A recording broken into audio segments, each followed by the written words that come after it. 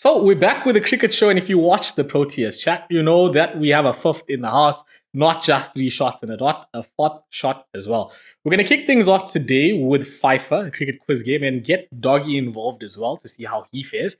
He will pop up on the leaderboard as it's adjusted at the end of this episode, and we'll include him on the scoreboard as well because he'll be playing cricket cards with us as well. In between all of that, we're going to talk about the World Test Championship, all the permutations that might see one team qualify and the others not, and whether or not India can make it after what's been going on in that Australia-India Test series. But now, without wasting any more time, let's just get stuck in to FIFER. So I've got 6 questions today. You guys are going to get to pick again. There's a few things that are going on with them, and I'll let you know after we answer the non-FIFER questions to see who finishes on top and who just doesn't. And that non-FIFER question is something that you guys kind of alluded to in the Protest chat episode, but not directly. It is, what is the highest aggregate number of runs scored in a T20 match between South Africa and Pakistan in South Africa? 360. I think there'll be some big scores, maybe 430. I'm going to go slightly higher than Doggy there. I'm going to say 380. I can't look past that last match in Centurion. 401. 401 from Coombs. Yet again, he has somehow found a way to get the closest. He's done it again. It's 408. That is the answer you're looking for. 203 for 5 in one of the innings and 205 for 1. Pakistan winning their Centurion in 2021. Babar Azam and Mohammad Rizwan with a 197-run partnership. Absolutely crazy. Babar got 122 in that match. Now, the man that comes out on top there is Coombs. He's just 7 off. Divi in second, Kuv in third, and unfortunately, Doggy, you're going to start the day in last, meaning you can steal last. But it's not the worst place to be. You also get to choose last. Where the rookie should be. Doggy, trust me, I'll finish first year and I'll finish last at the end of it. So this means shit. No, last has its advantages because when you steal, some of the options are already gone. So you kind of have a clearer picture. So there are 6 options today, and you'll get to pick, of course, in the order that we've just defined. The options are basically a bowling question on Pakistan and South Africa T20s, a batting question on Pakistan and South Africa T20s, the same for ODIs, and then 2 wildcard questions where it has something to do with all-rounders and averages. But for a change to make that a little bit easier, there's 6 possible answers and I only want 5. You get to pick your poison, ODIs or T20s, batting or bowling, let me know. We'll go with Coombs first. I'm going to go for that new format. Let's go ODIs.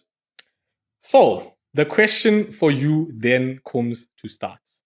There are only 6 players with a positive average difference in ODI matches between South Africa and Pakistan in South Africa in the 21st century. You heard that clearly? Matches in South Africa in the 21st century. Positive ODI difference. So what this means simply is they have a higher batting average than a bowling average in ODIs in the 21st century in the matches between these two in South Africa. Can you name 5 of these 6 players? This is such like a 10-prong question. I gave you a choice. You want to be a hero? Come. Andile Petlekwayo. Number 4, ding ding. You started off well. Nice one. Iftikhar. Not Iftikhar Ahmed. Shadab. Not Shadab Khan. In the 21st century, Jacques Kallis. Ding ding. Number 3, Jacques Kallis. What's his name? Man. Batsman that can bowl. Okay, it's a Pakistani guy. I hope one of you guys get it. Let's go for like Lance Klusener maybe. It is not Zulu. He isn't in my top 10.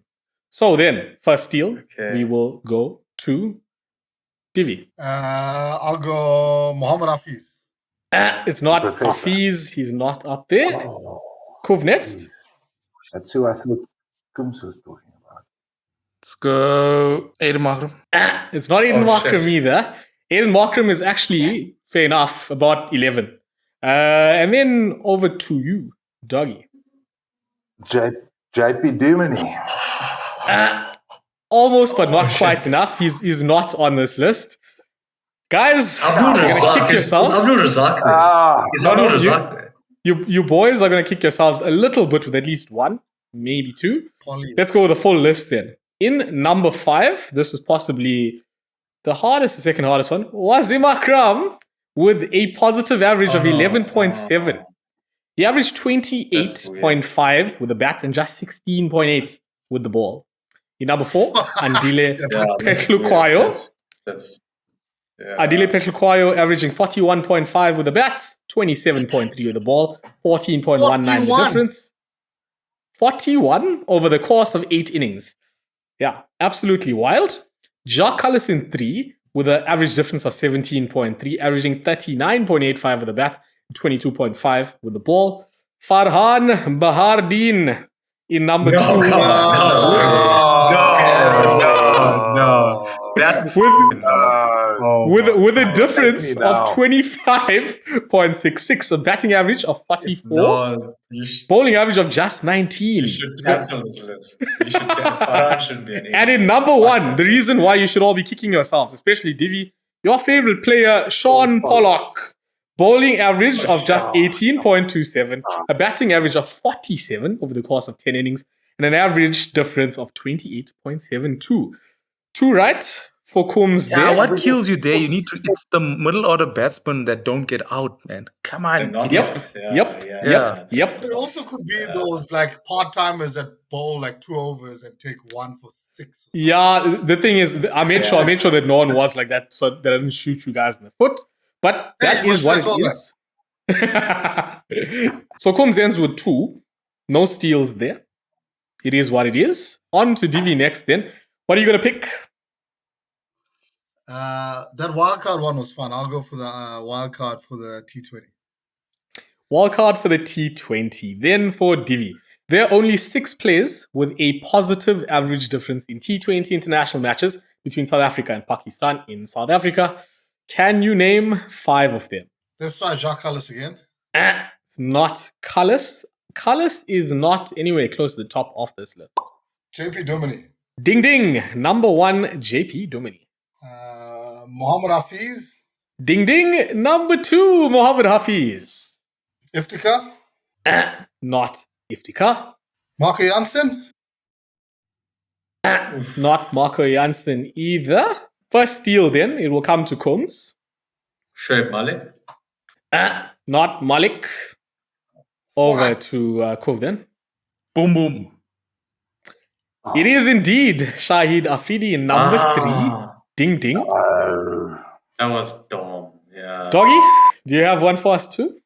Nah, he stole Boom Boom from under my nose. I don't know what to do with this. Give us a We random. don't. Petlukwayo. No, unfortunately not. Adile Petlukwayo has a in T20. In T20 cricket is not quite that good. So your full 5 then. Didn't play one big knock again. Exactly, you didn't. Your full 5 then, and there were 2 in this list, I must admit, that were a little bit hard to get. Number 5, Rory Kleinfeld. With a positive average of 8.5. That's because he's only gotten out once and he has a batting average of 22. But the bowling average speaks volumes, 13.5. Absolutely gas. Chris Morris in number 4 with a positive average of 10.7. Yes. Didn't start that. The Marco Mora. of yesteryear. Yes, the Marco of yesteryear. Shahid Afridi in 3 with average difference of 23.75. Hafiz in 2, 25.13. And JP, ridiculous stuff. An average difference of 41. Average 58 to the bat. And has a bowling average of 17. Japes, the JP Duminy, he was once possibly our best T20 cricketer on the scene. But that is that. So Divi coming through with 2. Kov stealing 1 off him. And he ends that round with just 1. I will move on to Kov himself for the next question. I'll do the T20 batting. T20 batting. So, Kov, can you name the top 5 batsmen with the most runs in T20 international matches between Pakistan and South Africa in South Africa? AB de Villiers. Not AB de Villiers. AB de Villiers is... yeah, I noticed this when I looked at the stats as well. He's all the way down, not even on my top 15. Okay, Baba must be there after that 120 odd. Ding, ding. Babar Azam at the top. That inning of that series. Yeah, Mohammad Rizwan.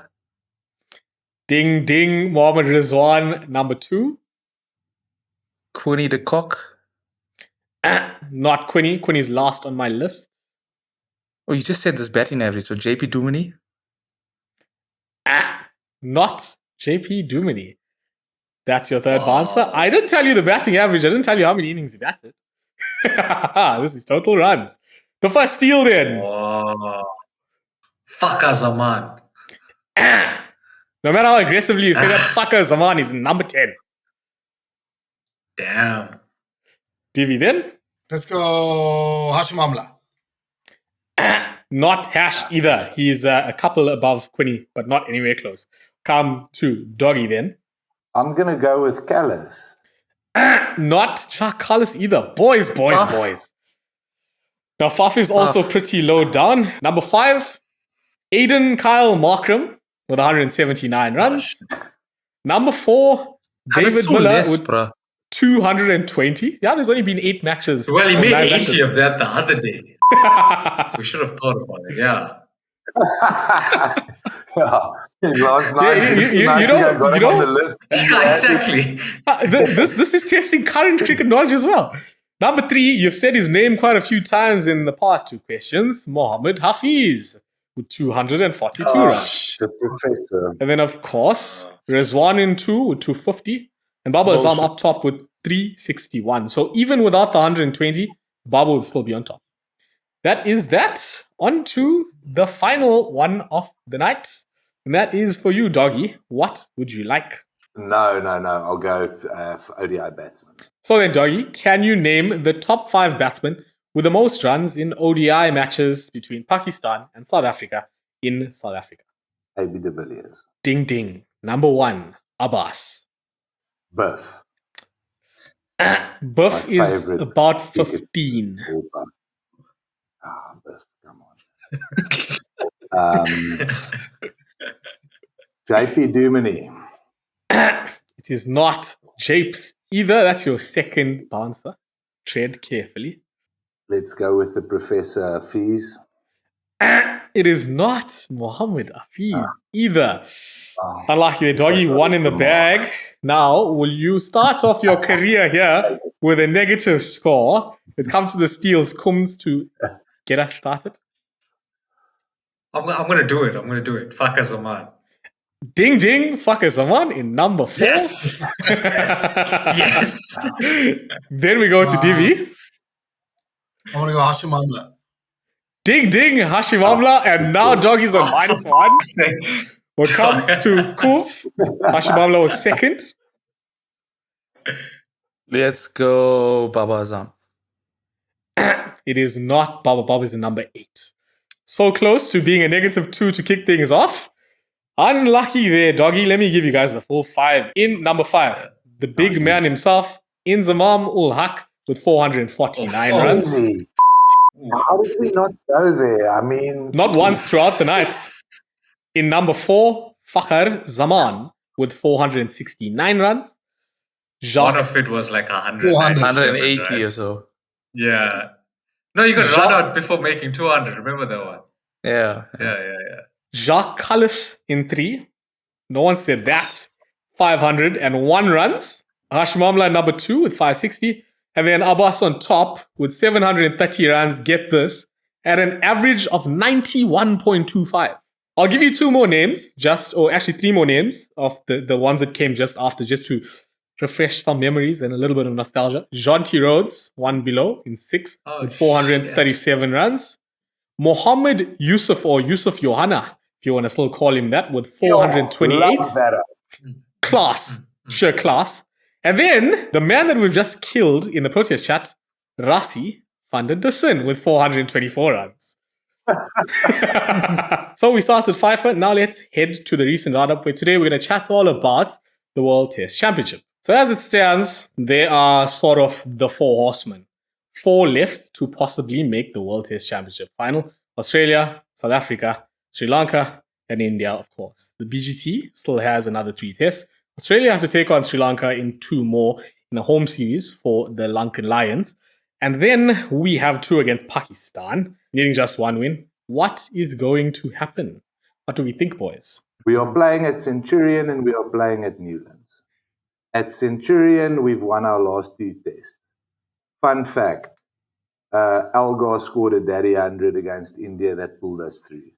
Markram, batting at the top of the order against the West Indies, scored a handy to win us the game in the test before that at Centurion.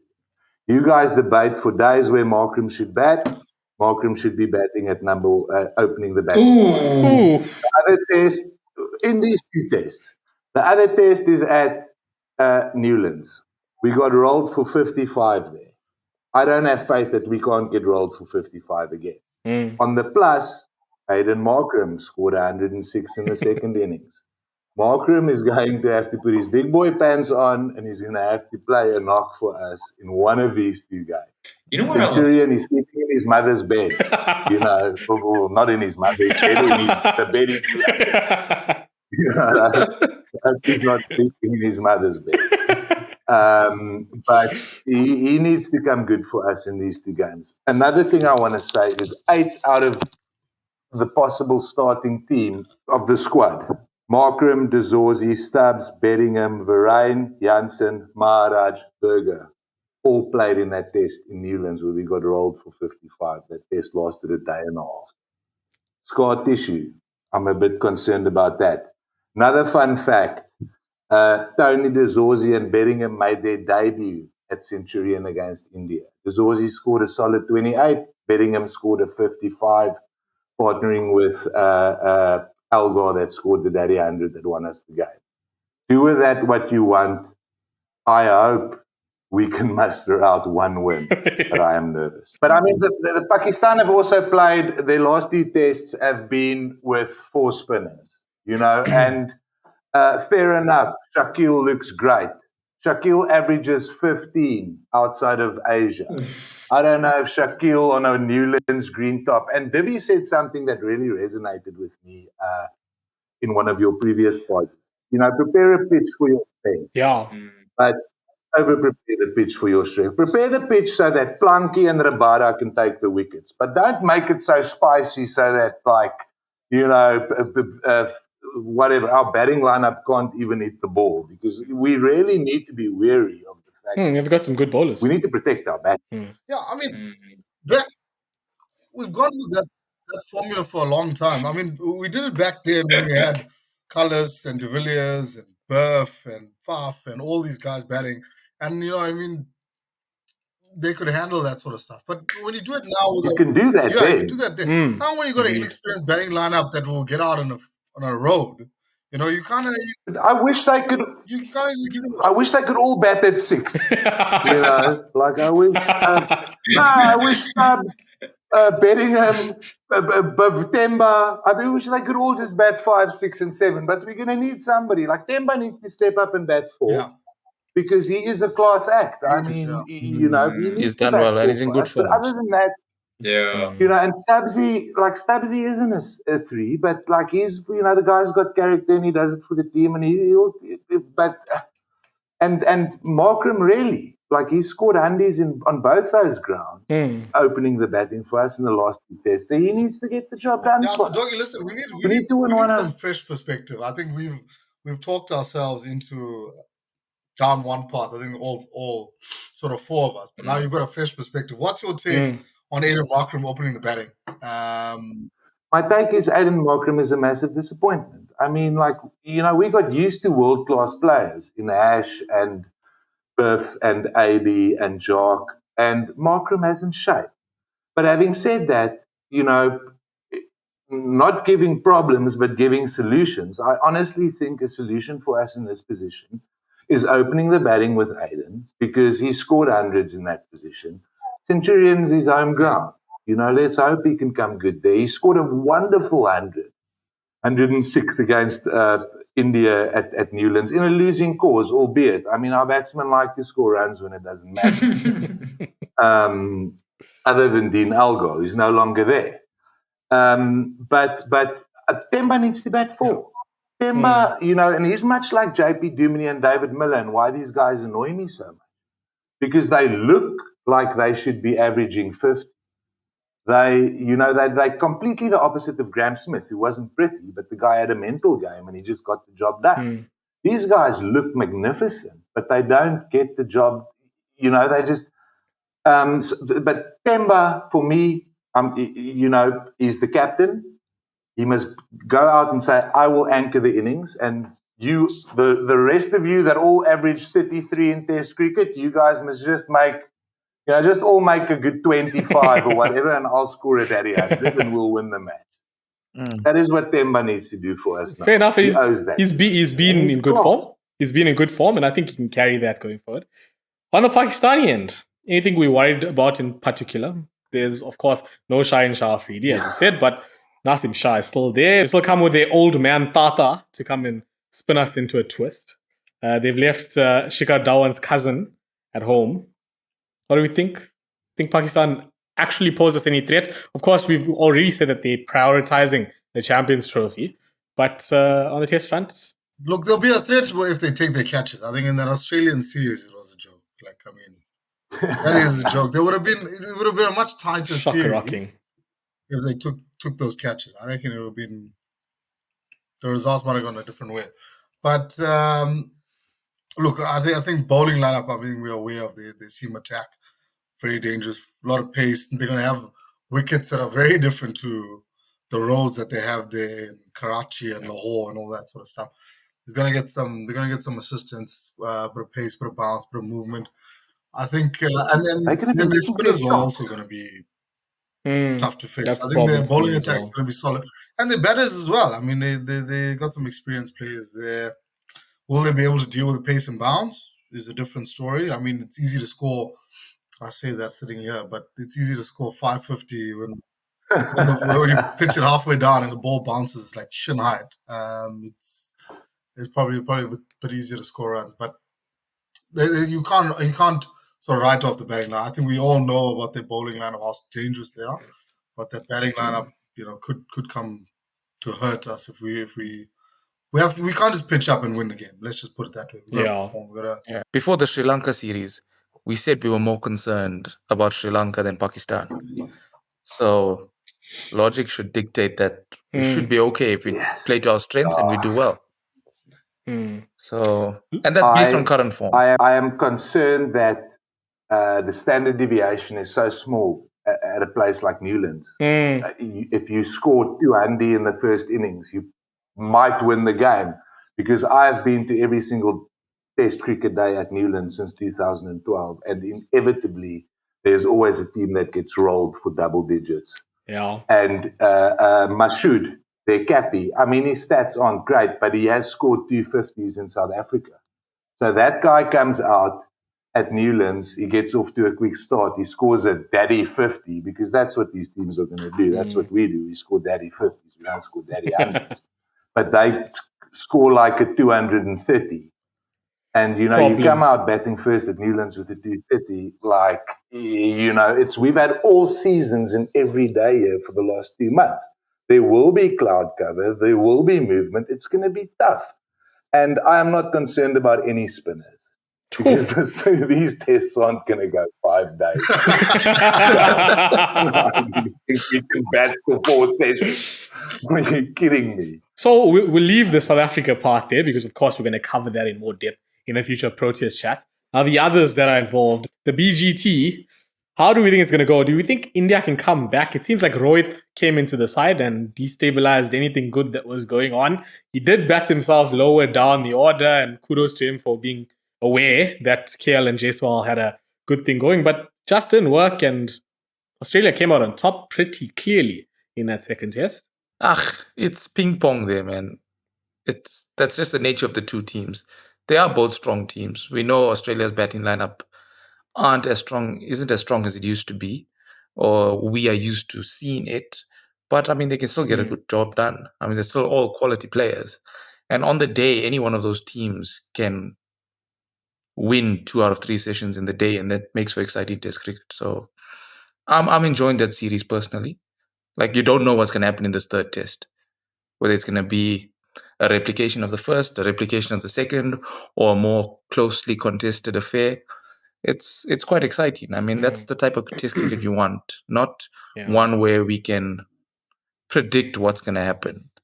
We don't know what's going to happen in the series. So I think this series is going to be the one that dictates where those two teams finish off. We know that this is India's last series. Australia has another one coming up, but then the log, I think Australia are above India at the moment. So if Australia do well against India in these remaining tests, then I think it's almost a foregone conclusion that they should make the final. Yeah, agreed. I think maybe the test matches haven't been tight, but the actual match, but the series, I mean, it's crazy how things will swing after that first test. And it's all no way back for Australia. Yeah, me too. And then going even further back at the start of the series, we were like, that Australian lineup looks settled. They look like they're going to dominate this Indian lineup, get nailed in the first test, come back, and then they dominate the second test. So it's tough. It seems like once you get on a roll in one of these test matches, it's hard to sort of arrest the momentum away. But I mean, that India-Australia series is anyone's guess, and I think that can only play into, obviously with my South African cap on, play into South Africa's hands with each team sort of fighting each other out there and dropping points on either side. But like Kuf said, I think the only, the more realistic one is that Australia definitely goes through, and South Africa for me is the second one. But yeah, Gabba in the next test, eh? Australia have made it pretty much a fortress in the past, losing just 2 tests now. But of those 2 tests, it was a Shamar Joseph performance in half. And the Rishabh Pant special that saw David Attenborough come out and make a documentary about I'm joking. Don't go look for that on the internet. But yeah. Come on. But they did make a documentary on Pant winning them that match. That was the last time India played there. If they get the win here, then it puts Australia into a little bit of a position where they kind of forced to do well in Sri Lanka. India needs to win, I would say, at least 2. Do we foresee a draw in the series at all? I don't think so. So I was going to ask. I thought it at the start of the series. I thought we might. But it's just the nature of test cricket now. When's the last time you saw a drawn test match in any series in the last year? Travis Head is hitting the 140 ball. Yeah. 140. I think the mentality of both those teams at the moment is, a high tempo test cricket. So, yeah, you're not going to get what Kuv is talking about, where someone's looking for 400 on the last day and just sits back and defends the ball. I think even if there's 490 overs to play, they're going to go for it. Yeah. I think the Proteas get a win against Pakistan, and I think if the Aussies win the series, they go through. Well, they need to beat. But if they win the series, they should be pretty much sorted either way. Sri Lanka. I mean, smart money with the home team. Exactly. I agree. Just say worst case scenario, South Africa lose the series 1-0.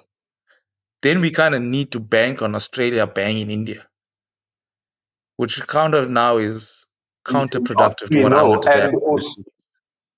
Or else we need to bank on Sri Lanka banging them 2-0. Exactly. So don't we? I mean, that's not going to happen. So let's see. But we won't lose 1-0. Our test matches will have results. There's not going to be absolutely. Those two teams, the temperamental Pakistanis, and our guys can't bat for 4 sessions. But guys, the real question is, who would you rather play, Australia or India? If you were Australia. In the final, yeah? Where's the final? Is it in Lords? Lords, yeah. Is it at Lords? Yes. Bumrah there. Kind of spicy. Yeah, Bumrah will be kind of spicy, but I guess you can say similar for a bit of Josh Hazelwood and Mitchell Starc. Yeah. Oh no! My Yeah.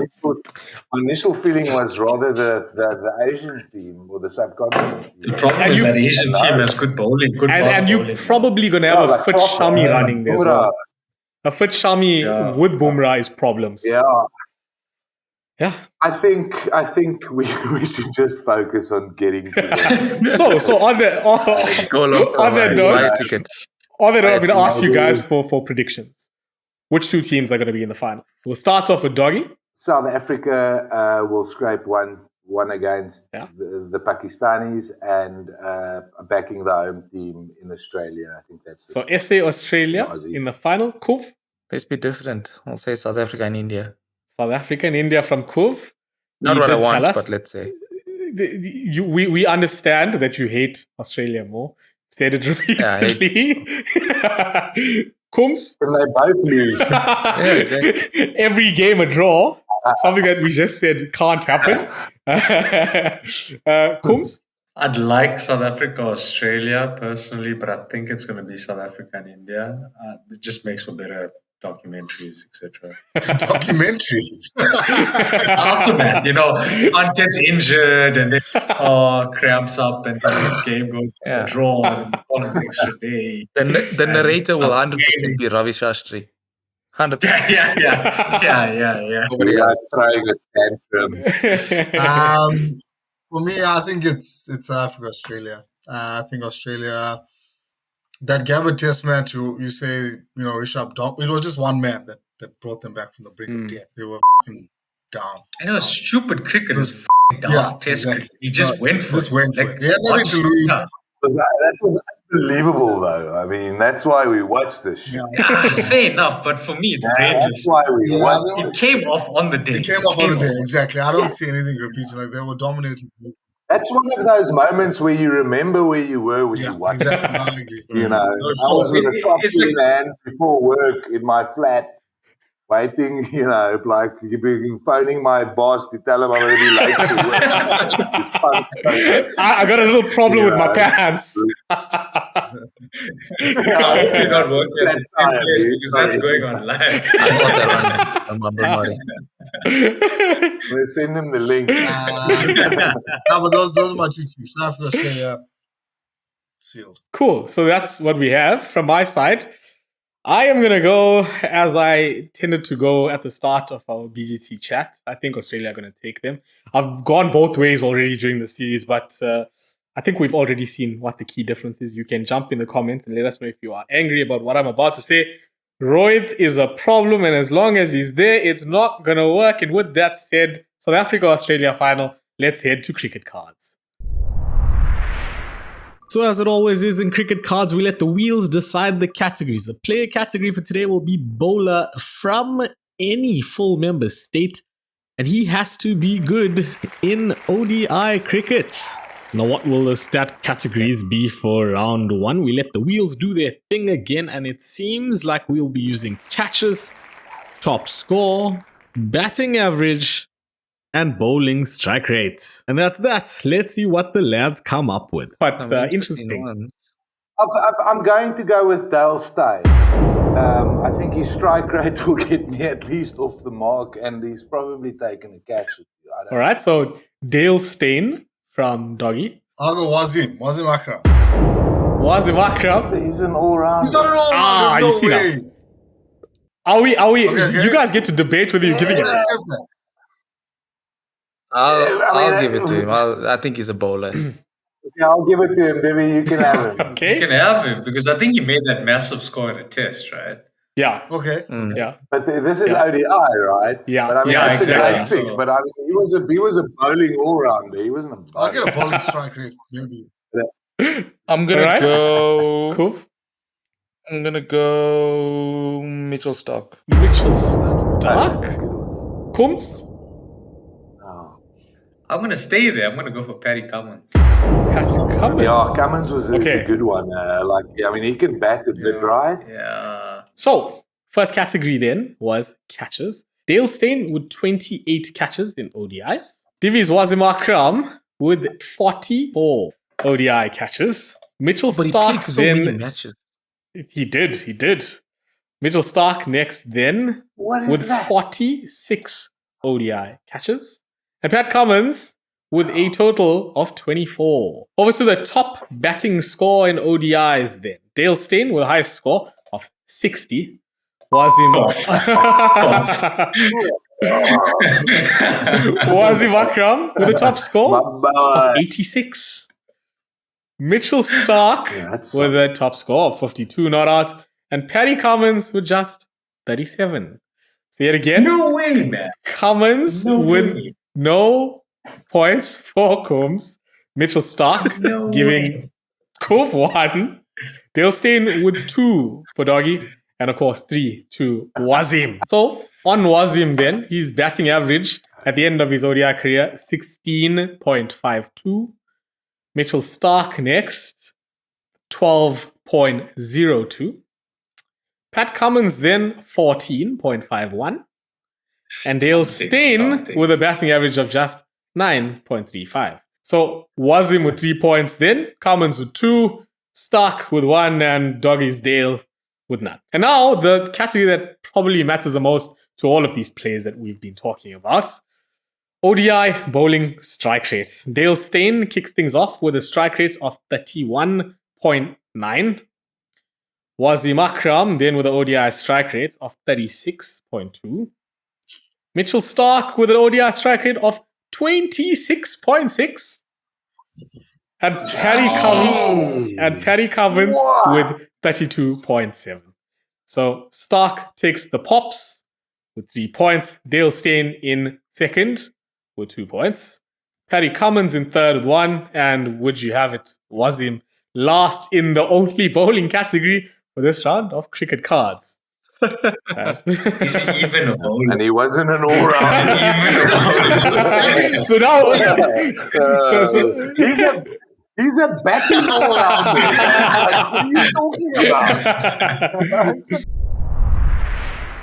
On to round 2 then, and here we go with the wheels yet again. Our player category for this one will be an all-rounder that must come from Asia and be good at Test cricket. Over to the stat categories then. What will the wheels of fortune hold for us this time around? And it looks like we are going to be dealing with 50s with a bat in hand, total runs, overs bowled, and bowling economy. Who will they pick?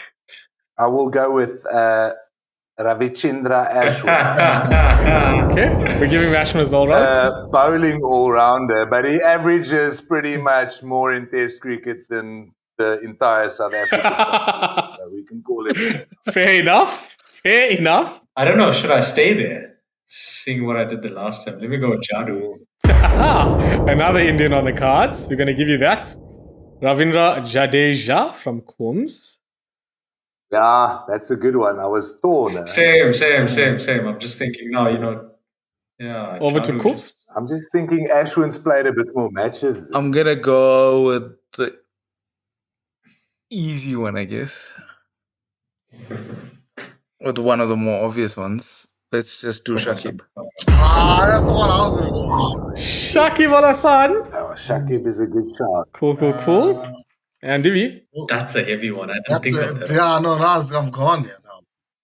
But how many Test matches? The Bangladeshis play a lot less. Yeah, but they play against like Zimbabwe, so he Would you say he'll probably outbat everyone, and then overs bowl, nobody's gonna touch Ashwin. Yeah.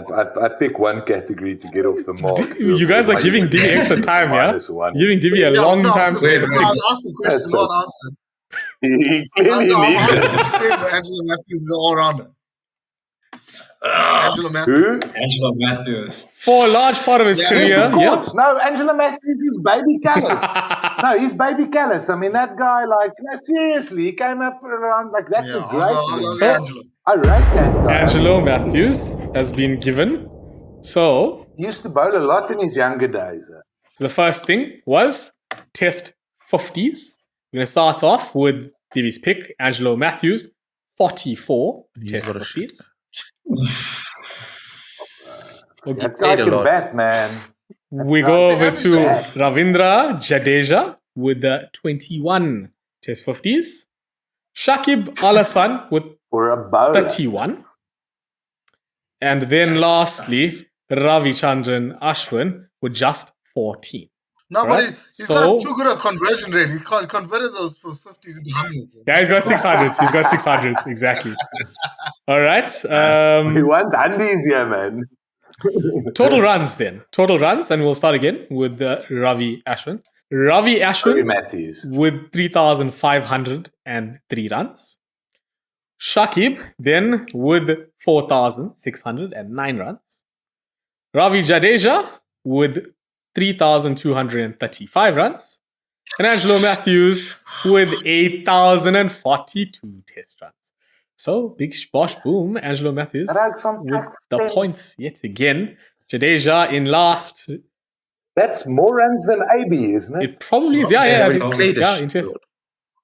More test runs than AB. Angelo Matthews, that will start off as a He's bowler. like 45 or He something. stopped bowling, he became a batsman. He stopped batting, he became a bowler again.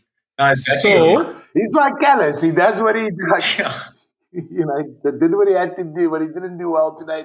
Matthews dominated the batting stats. Now the proper bowling stats for this all-rounder. The first one would be test balls bowled.